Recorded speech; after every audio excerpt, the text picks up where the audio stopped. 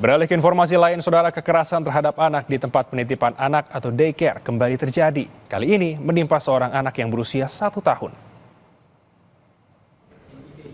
Pelaku baru 5 bulan bekerja di sebuah daycare di kawasan Pengasinan, Sawangan, Depok, Jawa Barat sebelum akhirnya mencelakai salah satu anak di tempat penitipan anak tersebut.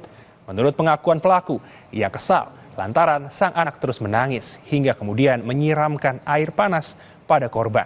Pelaku sempat melaporkan hal tersebut kepada orang tua korban dengan pura-pura tidak tahu dan bertanya perihal luka di tubuh sang anak. Dan setelah ditelusuri oleh Dinas Pendidikan Kota Depok, tempat penitipan anak atau daycare di Pengasinan Sawangan yang menjadi lokasi penyiraman air panas pada salah satu balita ini tidak berizin. Kepala Bidang PAUD Dinas Pendidikan Kota Depok, Ahmad Suhyana, mengatakan pihak distrik akan memanggil pemilik daycare ini.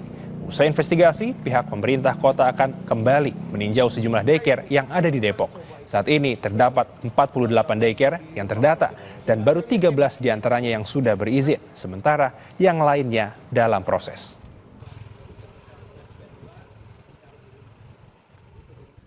Nah kalau ini, terus terang daycare ini juga saya baru dengar.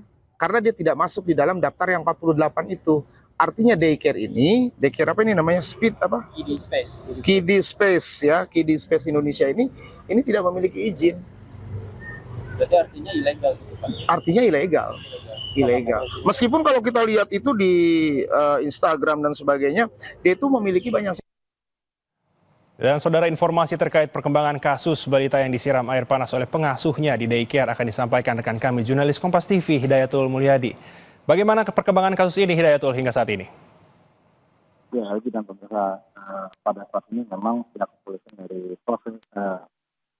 dari Polres Metro Depok terus melakukan penyelidikan terkait kasus penyiraman terhadap pengasuh terhadap bayi berusia 1 tahun di daycare di kawasan Pengasinan Depok, Jawa Barat. Setidaknya ada 2 saksi yang telah diperiksa oleh pihak kepolisian terkait hal tersebut. Sementara atas perbuatan tersebut, pelaku pengasuhnya terancam Undang-Undang Perlindungan Anak dan Pasal 351 KUHP tentang penganiayaan. Dayat, boleh mendekatkan mikrofon Anda, Dayat? Ya, sampai saat ini pihak kepolisian masih terus melakukan penyelidikan terkait penyelidikan kasus penganiayaan penyiraman terhadap anak di bawah usia anak bayi yang 1 tahun di Depok, Jawa Barat.